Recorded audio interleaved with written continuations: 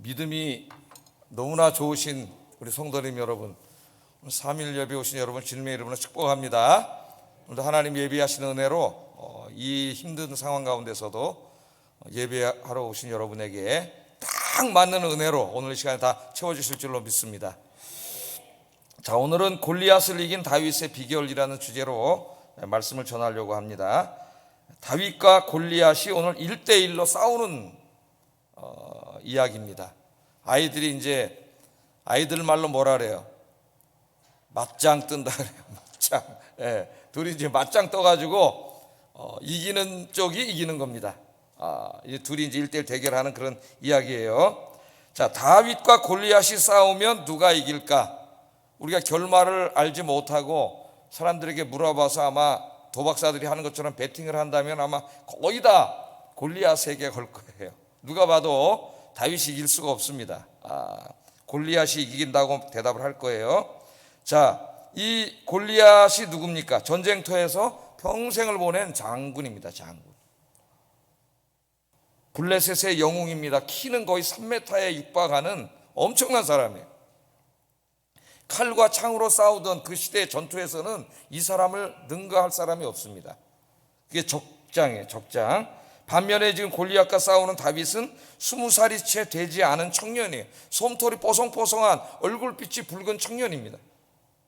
군사훈련을 받아본 적도 없고 전쟁에 나가서 싸워본 경험도 전혀 없습니다. 칼과 창은 만져본 적도 없습니다. 결과적으로 볼 때 다윗은 도저히 골리앗을 이길 수 없습니다. 객관적인 전력으로 본다면, 상식적으로 판단한다면 다윗은 골리앗을 이길 수 없어요. 골리앗은 이길 수 없다, 이런 패배감이 지금 이스라엘 진영에 가득 차 있습니다. 가득 차 있어요. 근데 한 사람 다윗은 이길 수 있다고 생각하고 있어요. 어린아이인데 다른 사람 다 이길 수 없다고 생각하는데 다윗은 이길 수 있다, 그렇게 생각을 합니다. 자, 둘이 싸웠어요. 그런데 놀라웠게도 결과는 모든 사람의 예상을 빗나갑니다. 다윗이 이겼습니다. 다윗이. 우리 옛날에 그저 씨름할 때 이봉골이라고 하는 거인이 있었어요. 2m 넘는 거인이 있었고, 이만기라고 하는 그 사람도 크긴 큰데 거기에 비하면 작죠. 1m 80 조금 넘는 이 사람 둘이 씨름을 하는데 누가 이겼어요?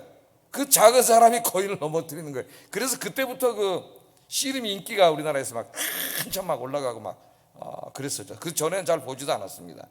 놀라운 일이죠. 어렸을 때 이 이야기를 선생님들이 동화로 해주면은 너무나 신이 났죠. 다윗이 탁 거인하고 싸우는데 그냥 물맷돌을 던져가지고 딱 맞춰서 이기면 애들이 그냥 와, 선생님들이 또 얼마나 동화 구현을 잘해 주시는지 너무 재밌어요. 그래서 막 그 이야기를 듣고 막 환호성을 지르고 다윗이 마음의 영웅이 됐습니다. 다윗 같은 사람이 돼야 되겠다. 다윗 같은 사람이. 그래서 제가 구약에서 제일 좋아하는 사람이 다윗이고 영어로는 데이빗이에요. 데이빗. 신약에서는 바울이라 했죠. 사도 바울 선생. 사도 바울 선생이 진짜 1000분의 1이라도 닮았으면 좋겠다, 그런 생각을 가지고 있습니다. 자, 그런데 오늘 다윗과 골리앗의 전투 이야기는 어린이들의 호기심을 이끄는 단순한 전쟁 이야기가 아닙니다. 전쟁 영웅들 간의 전설적인 1대1 단지 그런 정도의 이야기가 아니에요. 그럼 성경이 아니죠. 다윗과 골리앗의 이야기는 우리의 신앙과 인생 이야기다. 인생 이야기다. 오늘 그렇게 제가 설교를 하려고 해요. 우리의 인생의 이야기. 살다 보면 골리앗과 같은 태산 같은 인생의 문제가 내 앞을 가로막고 있을 때가 있습니다. 내 힘으로는, 이제까지 인간들이 사용하던 방식으로는, 내가 알고 있는 기존의 지식으로는 도저히 극복할 수 없는 엄청난 도전이죠. 도전. 골리앗은 그것을 상징한다고 볼 수가 있겠어요. 골리앗은 나를 지금 억압하고 있는 어떤 힘이 세고 권력이 있는 그런 사람일 수도 있고, 경제적, 사회적으로 고착된 불평등 구조일 수도 있습니다. 열악한 나의 가정 환경일 수도 있고, 내가 가지고 있는 신체적인 핸디캡일 수도 있습니다. 또 내 마음속에 자리잡고 있는 패배감과 무력감과 같은 정신적인 장애일 수도 있습니다. 우리 인생 앞에 이런 것들이 내 앞에 딱 가로막고 있으면 우리는 그 골리앗 앞에서 그냥 주저앉고 말 때가 참 많아요. 자, 오늘 우리가 이 말씀을 통해서 우리가 어떻게 하면 우리 인생을 가로막고 있는 이 골리앗을 물리치고, 다윗이 물리친 것처럼 물리치고 하나님께서 주신 우리의 인생에서 승리할 수 있을까? 꽃을 피울 수 있을까? 오늘 좀 여기에 대해서 좀 말씀을 증거하려고요. 다윗을 통해서 그 승리의 비결을 배우는 시간이 되기를 주의 이름으로 축복합니다. 두 가지 이제 관점에서 제가 다윗이 골리앗을 이긴 것을 크게 두 가지 관점에서 얘기하려고 하는데, 첫째, 다윗의 승리의 비결은 뭐냐? 하나님이었다는 거예요. 하나님. 다윗이 골리앗이라는 거인을 이기는 데 있어서 가장 근본적인 그런 힘은 바로 하나님이었습니다. 하나님이 없었다면 이길 수 없었을 거예요. 다윗은 하나님을 의지하고 싸웠고, 하나님을 의지하고 목숨을 걸고 싸우는 다윗을 하나님이 도와주셨어요. 하나님이 도와주셨기 때문에 이길 수 있었어요. 하나님이 아무리 도와주시려고 해도 이스라엘에는 나가서 싸울 수 있는 믿음의 사람이 없었습니다. 하나님이 아무리 도와주시려고 해도 다윗과 같은 사람이 없으면 아무 역사도 일어날 수가 없겠죠. 그러나 사람의 힘만으로 또 아무리 싸워서 이기려고 해도 하나님이 도와주시지 않으면 이길 수 없는 거죠. 이 두 가지가 다 필요한 거예요. 두 가지가. 하나님은 그래서 다윗과 같은 사람을 찾고 계신 거죠. 하나님이 도와주시고 그 사람을 붙들어서 위대한 역사를 이루려고 하는 그 사람이 누구냐면 성경에 보면은 세상적으로 대단한 사람이 아니라 믿음의 사람입니다. 믿음의 사람. 이 다윗과 골리앗이라고 하는 이 유명한 책이 있어요. 책이 있는데 말콤 그래드웰이라고 하는 사람이 썼습니다. 이 사람은 여러분이 잘 알고 있죠. 아웃라이어라고 하는 사람, 그 책을 썼고, 또 블랭크라든가 이런 책들을 써가지고 우리나라에 너무나 잘 알려져 있는 사람이에요. 이 사람 책들이 다 나오면 우리나라의 베스트셀러가 됩니다. 근데 이 사람이 다윗과 몇 년 전에 다윗과 골리앗이라고 하는 책을 썼어요. 그래서 이 책의 핵심이 뭐냐면은 다윗과 골리앗의 전투를, 이 엘라 골짜기에서 있었던 다윗과 이 골리앗의 전투를 굉장히 상세하게 이 사람이 검토를 합니다. 분석을 해요. 분석을 해서 다윗이 어떻게 이 거인을 이길 수 있었는가 하는 그것을 찾아냅니다. 그 비결을. 그래가지고 이것을 상징적으로 사용해서 다윗과 같은 이렇게 모든 면에서 약함에 처해 있는 사람들이 이 거대한 골리앗과의 전쟁에서 이기고 자기 인생에서 승리할 수 있는 그런 길을 제시해줘요. 지혜를 제시해줘요. 그게 이 책의 이제 핵심이에요. 핵심 내용인데, 자, 이 사람이 분석한 내용이 이렇습니다. 성경을 굉장히 상세하게 읽었어요. 여러분들 성경을 읽을 때 상세하게 읽어야 돼요. 졸지 마시고, 그래야 거기서 하나님 주신 메시지를 찾아낼 수가 있습니다. 모든 진리 탐구의 핵심은 관찰에서 시작한다는 거.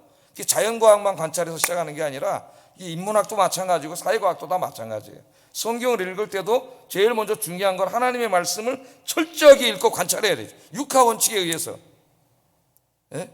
그래야 거기서 하나님의 역사하심을 찾아낼 수가 있어요. 메시지를. 그렇게 해서 저희가 설교를 하는 거예요. 또 이제 제 생각만 하지 않고 우리는 하나님의 말씀을 전해야 되기 때문에 내 생각이 틀릴 수도 있어요. 내가 연구한 게.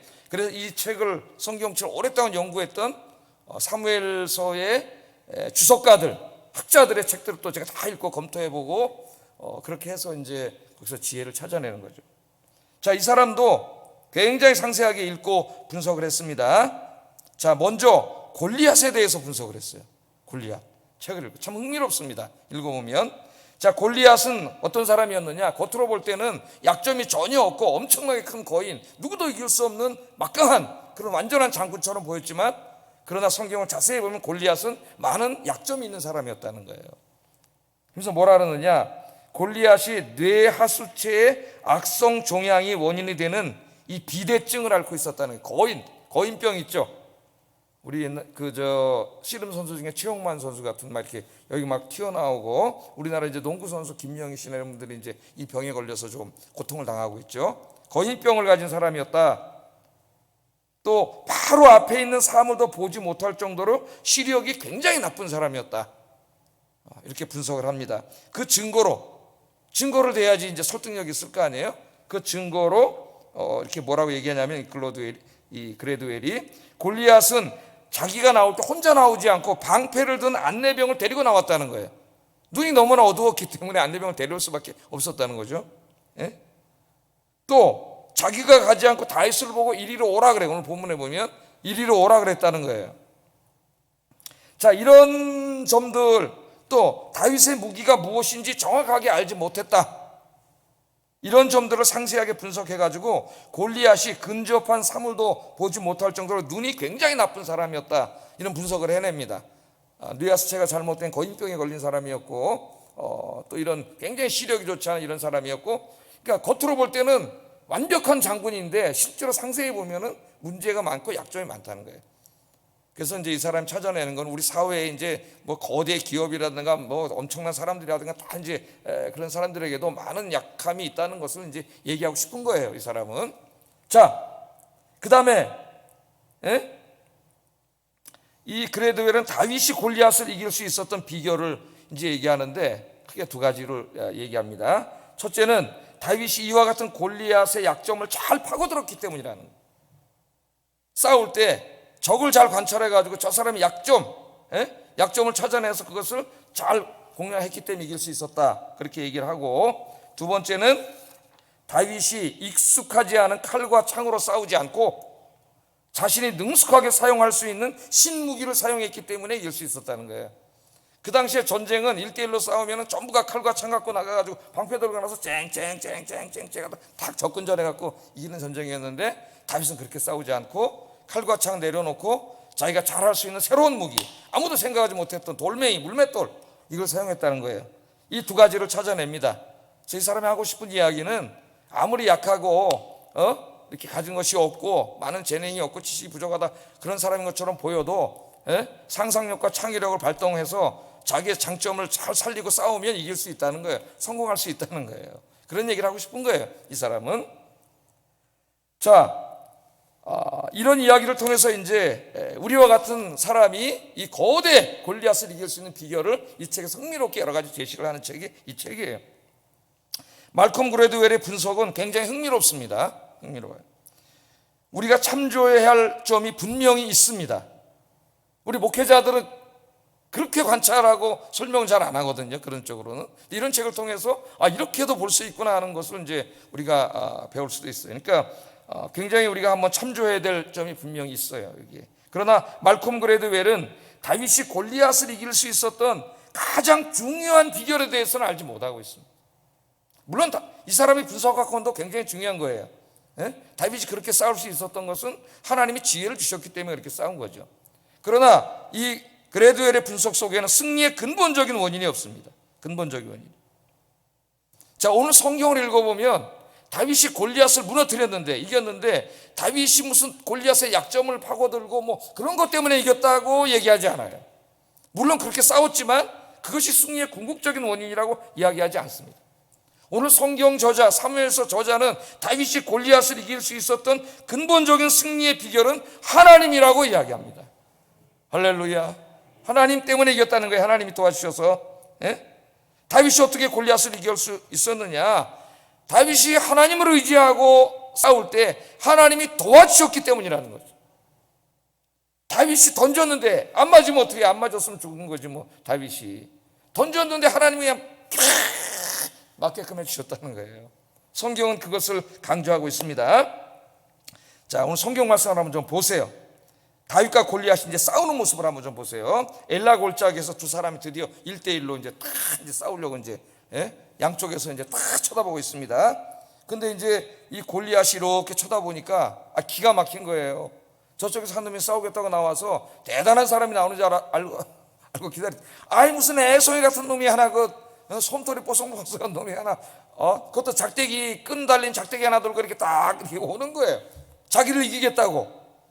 중무장을 하고 와도 한 방이면 날아갈 텐데, 이 블레셋이 참 이 골리앗이 기가 막힌 거죠. 이 골리앗이 이렇게 얘기합니다. 43, 44절 큰 소리로 다윗이 나오니까 이렇게 얘기를 해요. 한번 읽어보겠습니다. 시작.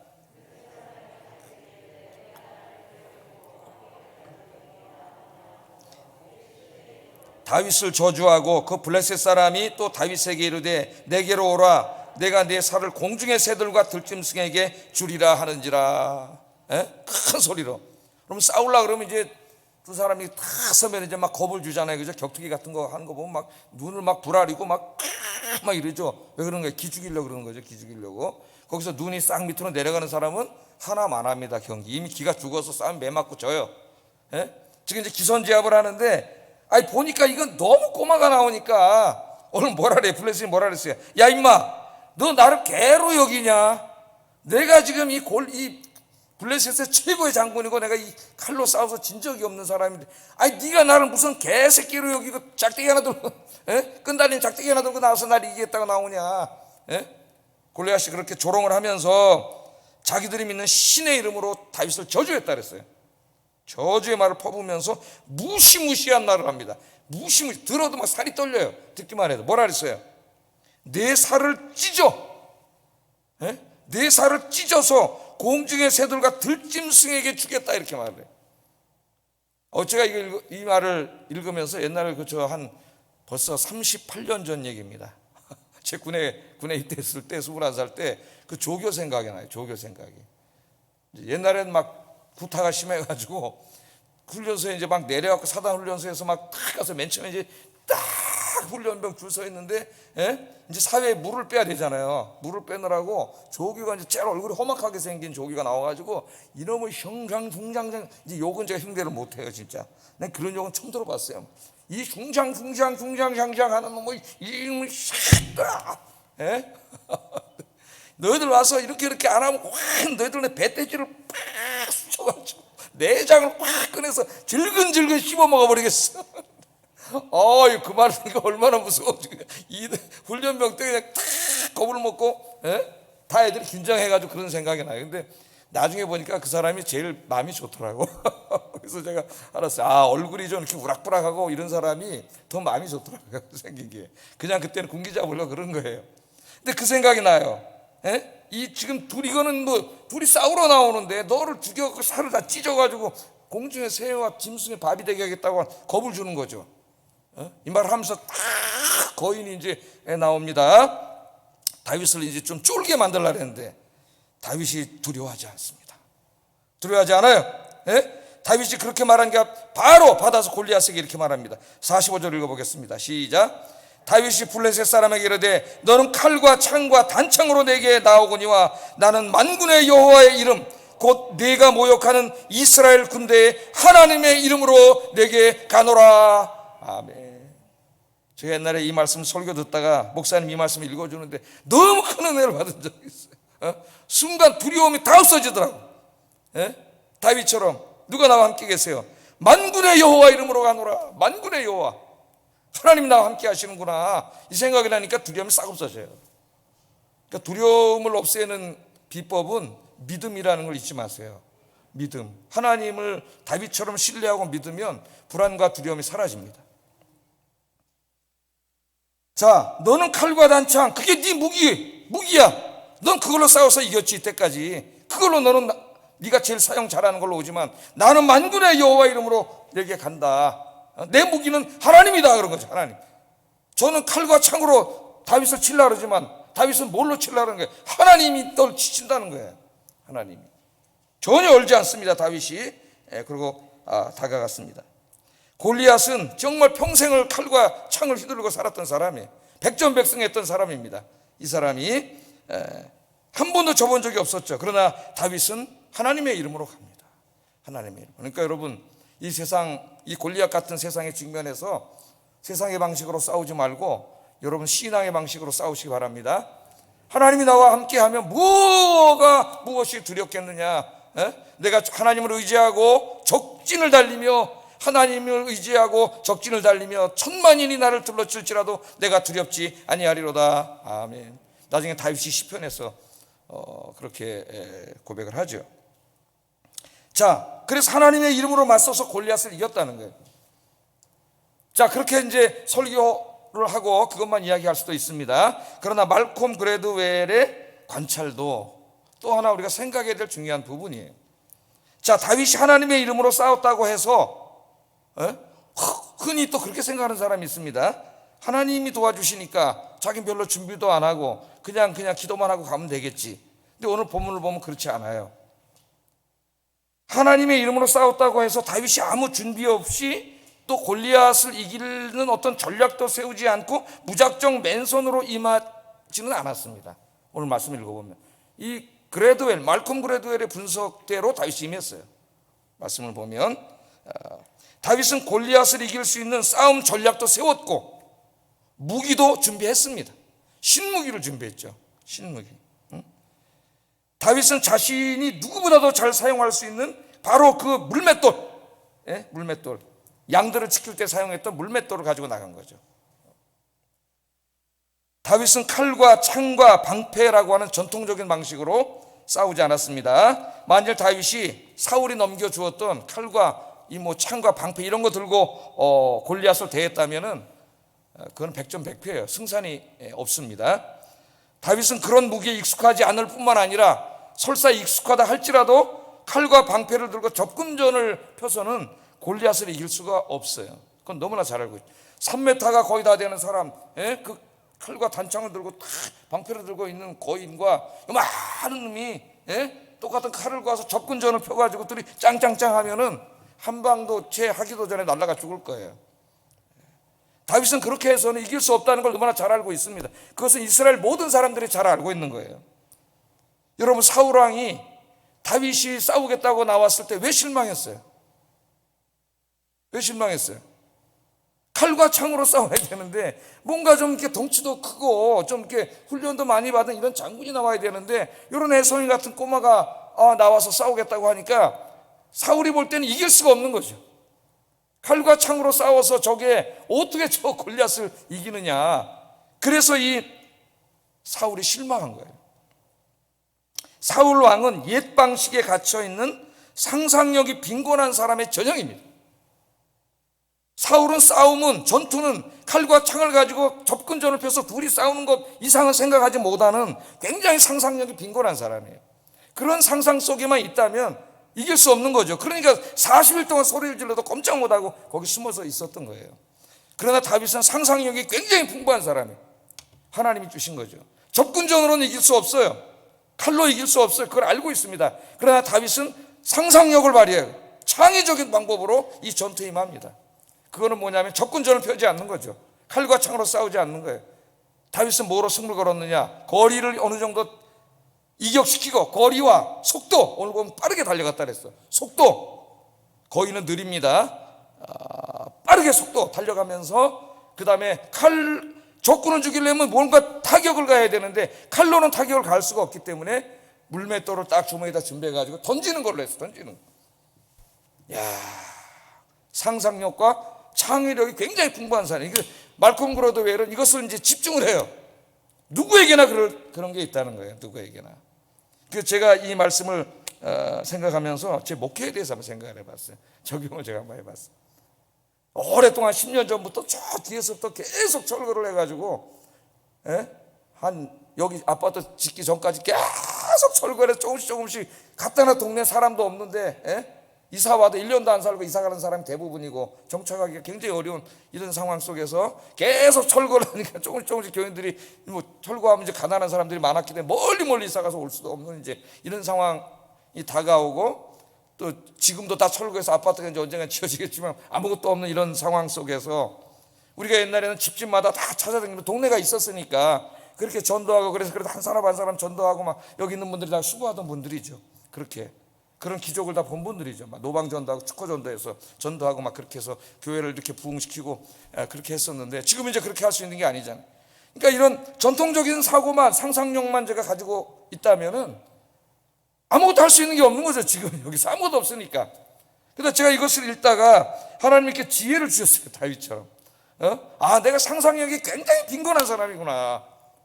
이런 사고만 해가지고는 이 상황에서는 아무것도 이길 수가 없는 거죠. 이게 골리앗이라고 한다면은 새로운 사고를 해야 되는 거예요. 상상의 나라를 펼쳐가지고 뭔가 좀 더 창의적인 방법으로 접근을 하려고 노력하면은 다윗과 같은 이런 비법, 골리앗을 쓰러뜨리는 어떤 좋은 아이디어가 나오지 않을까. 하나님 저에게 그런 생각을 주시더라고요. 그래서 내일 이제 우리 교육자 세미나를 하는데 제가 설교를 이제 상상력의 빈곤에 대해서 설교를 하려고 해요.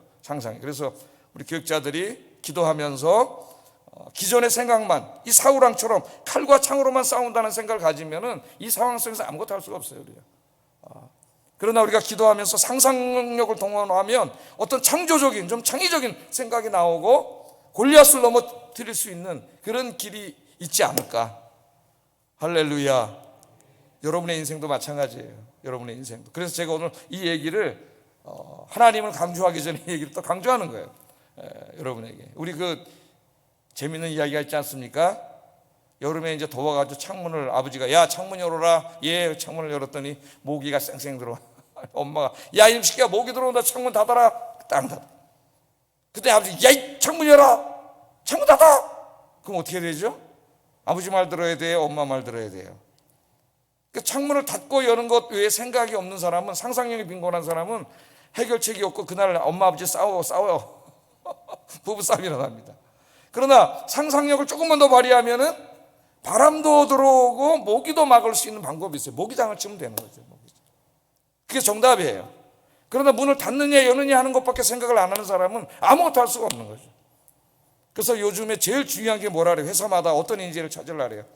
무한한 상상력을 가진 인재를 찾으려고 그래요. 그래서 어떤 회사는 회사 시험 보는데 문제가 칼 하나, 제시어로 준 게 칼이에요.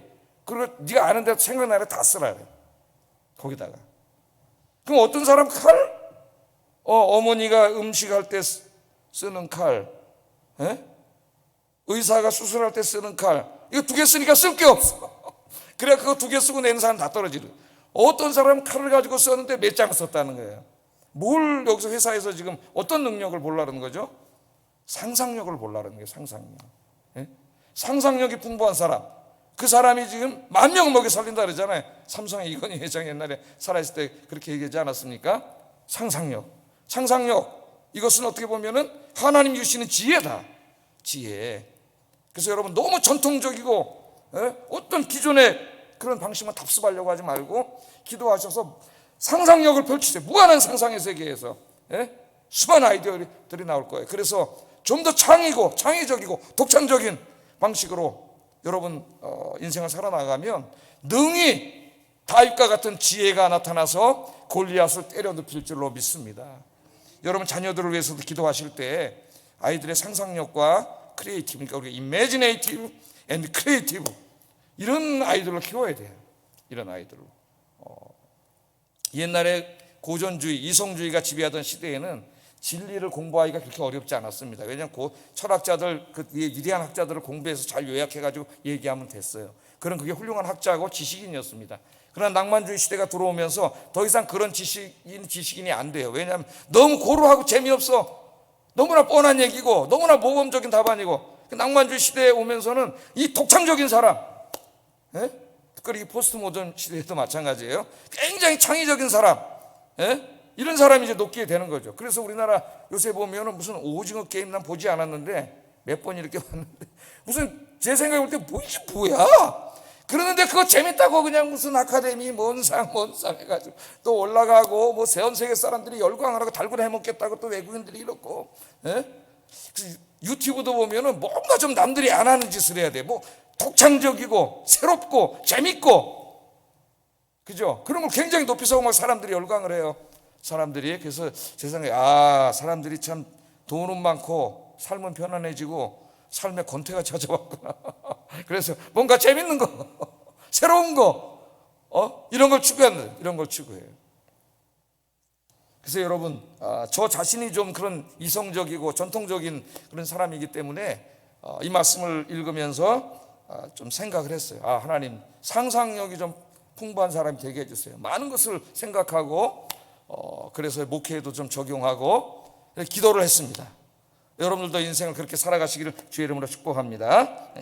다윗은 이처럼 자신에게 불리한 칼과 방패를 사용한 접근전을 피하고 거리를 두면서 골리앗의 급소를 향하여 돌을 던지는 새로운 방식을 만들어냈죠. 처음 싸운 거예요. 이렇게 처음. 48절 49절 읽어보겠습니다. 시작.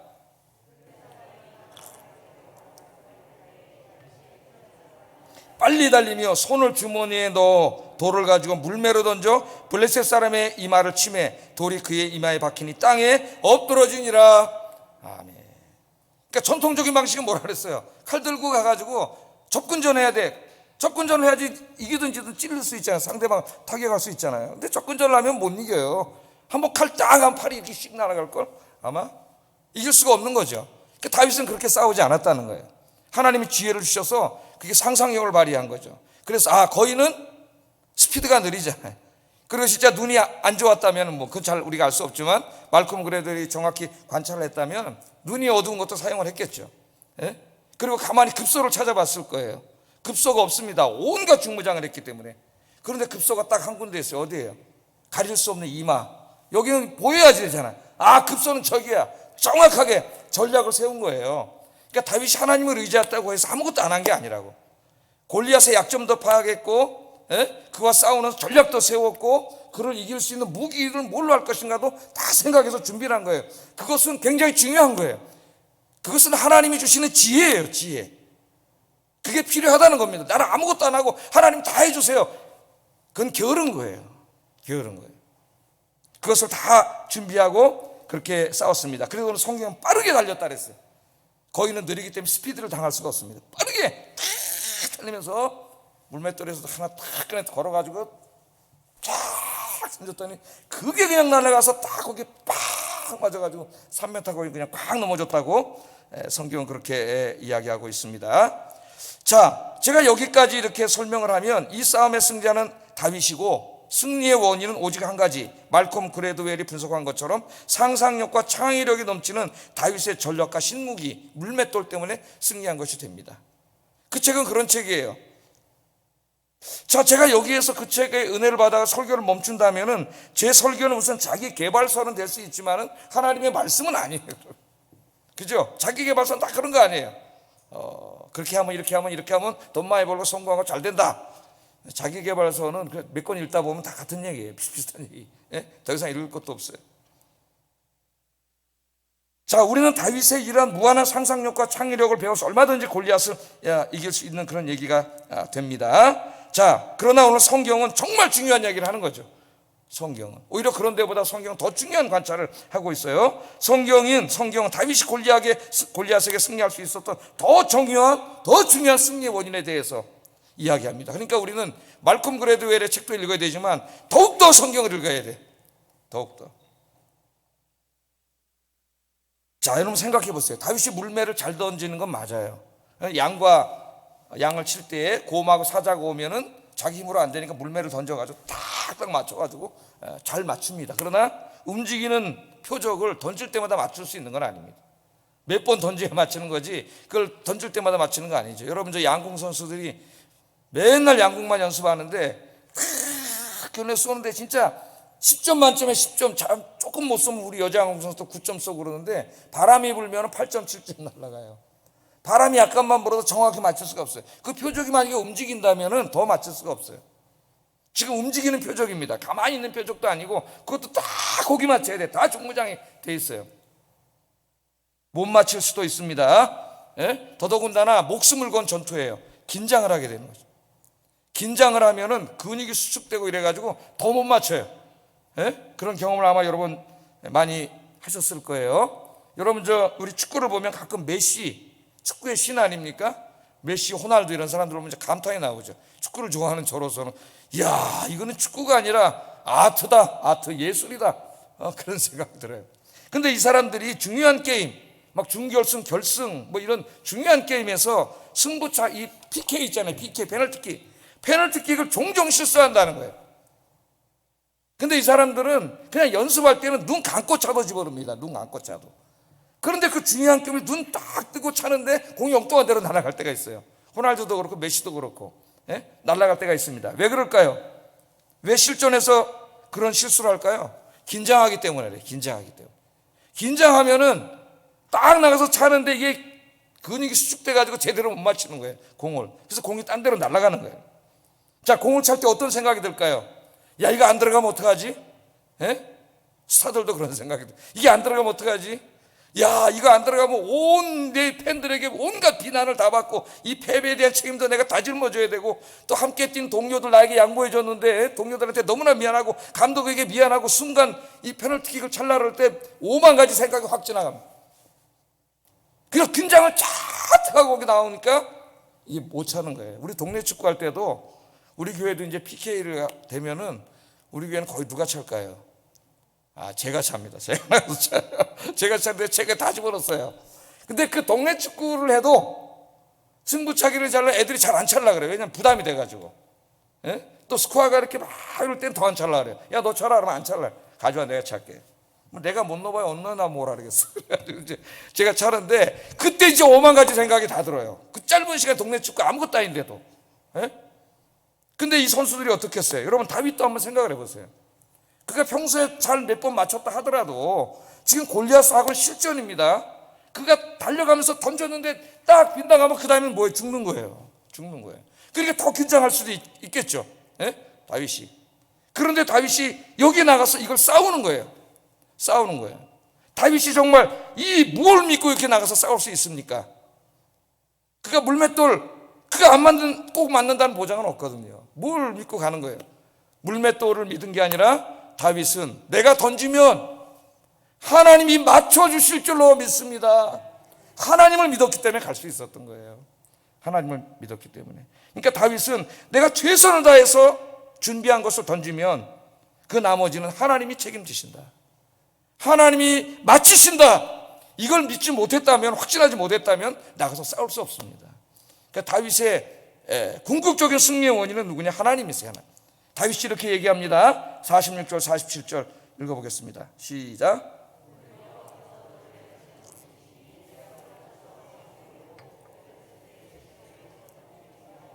온 땅으로 이스라엘에 하나님이 계신 줄을 알게 하겠고 또 여호와의 구원하심이 칼과 창에 있지 아니함을 이 무리에게 알게 하리라. 전쟁은 여호와께 속한 것인즉 그가 너희를 우리 손에 넘기시리라. 아멘. 아멘도 안 하네. 내가 옛날에 했던 교회는 아멘 그러던데 성도들이. 그러니까 잘 되는 거예요. 그 사람들이 하나님 말씀 아멘. 그 아멘은 뭐예요? 그 말씀이 진리입니다. 나도 그렇게 살겠습니다. 다윗처럼. 아무리 골리앗이 있어도 하나님 의지하고 담대하게 나가서 하나님 주신 지혜로 살겠습니다 하는 그 고백이잖아요. 고백. 아멘. 나 아멘을 잘하셔야 돼요. 하나님 말씀을 받아 먹어야 돼요. 오늘 여호와께서 너를 내 손에 넘기실 것이다. 다윗은 너무나 확신하고 있습니다. 내가 던지면 안 맞으면 어떡하지가 아니라 내가 던지면 하나님께서 반드시 맞히게 하실 줄로 믿습니다. 이 믿음이 있기 때문에 나간 거예요. 다윗이. 인간적인 준비만 가지고 나갈 수 없어요. 신앙이 없으면 할 수 없는 겁니다. 하나님 믿고 나가서 던져서 승리를 했다고 이야기하고 있습니다. 우리 인생의 문제라는 것들이 다 이와 같다. 한 방이면 끝났잖아요. 하나님이 도와주시니까 한 방이면 끝났잖아요.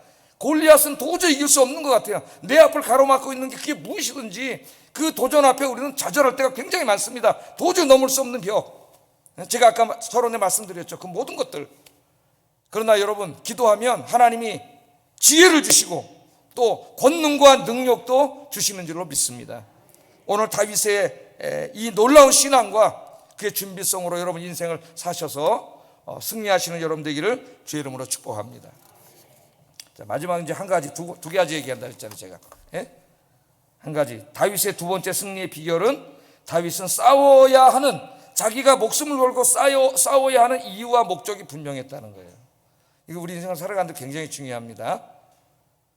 다윗의 승리의 목적은 단순하게 이스라엘을 구원하거나 블레셋을 패배시키는 데만 있었던 것은 아니에요. 물론 그것도 하나의 목적이었습니다. 다윗의 더 궁극적인 목적은 뭐냐? 이 세상 사람들의 눈앞에 여호와 하나님의 영광을 드러내는 것이었어요. 자기가 골리앗, 하나님을 조롱하는 저자를 쓰러뜨림으로 하나님이 살아계신 하나님이라고 하는 것, 하나님이 참신이라고 하는 것, 그것을 온 세상 사람들에게 드러내 보여주는 것이 그의 더 궁극적인 목적이었습니다. 46절 47절 읽어봅니다. 시작.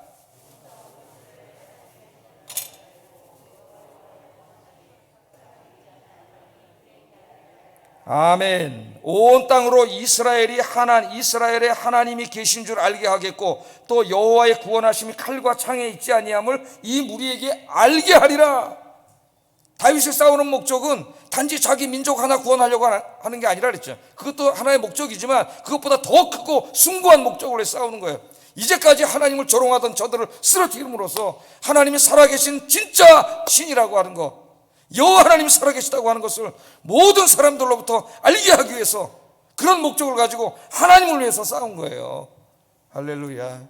하나님을 위해서 목숨을 건 거예요. 여러분, 하나님을 위해서 목숨을 걸고 있습니까? 하나님의 영광을 위해서 다윗은 자기의 목숨을 걸었습니다. 우리 그리스도인들은 삶의 목적을 분명히 하고 살아야 됩니다. 돈을 벌어도 돈을 버는 분명한 목적을 가지고 돈을 벌어야 돼요. 학생이 공부를 해도 내가 왜 공부해야 되는지 분명한 목적을 가지고 공부를 해야 됩니다. 너 공부 왜 열심히 하니? 저 변호사 되려고요. 변호사 돼서 돈 많이 벌어서 집 살려고요. 물론 그것도 어느 정도 우리 인간에게 필요한 것일 수 있어요. 그러나 그것이 우리의 궁극적인 목적이 될 수는 없습니다. 네가 변호사가 되어서 무엇을 하기 위해서 변호사가 되느냐? 네가 의사가 되어서 뭘 하려고 의사가 되려고 하느냐? 이게 분명해야 된다는 거죠. 자기의 목적이 분명해야 됩니다. 우리의 대답은 뭐예요? 하나님의 영광을 위해야지. 하나님의 영광을. 내가 하는 모든 일들이, 여러분이 살아가는 모든 일들의 이유와 목적이 자그마한 내 육신의 어떤 행복을 위해서만이 아니라 그것을 훨씬 넘어서서, 그것도 물론 중요하지만 더 궁극적인 목적, 하나님의 영광을 위하여 하시는 여러분 되기를 주의 이름으로 축복합니다. 기도하겠습니다. 저는 두 가지만 요약하고 기도의 제목으로 삼겠습니다. 다윗처럼 하나님을 의지하고 하나님이 주신 지혜, 그게 아까 뭐라 그랬어요? imaginative and creative라 그랬어요. 지혜로 내 앞을 막고 있는 골리앗과 싸워 승리하는 믿음의 사람이 되게 하소서. 두 번째, 다윗처럼 하나님의 영광을 위하여 모든 일을 행하는 믿음의 사람이 되게 하소서. 기도하겠습니다. 이 두 가지 목표를 사용하면은 세상을 이길 수 있어요. 기도하겠습니다. 사랑과 은혜가 충만하신 아버지 하나님, 감사합니다.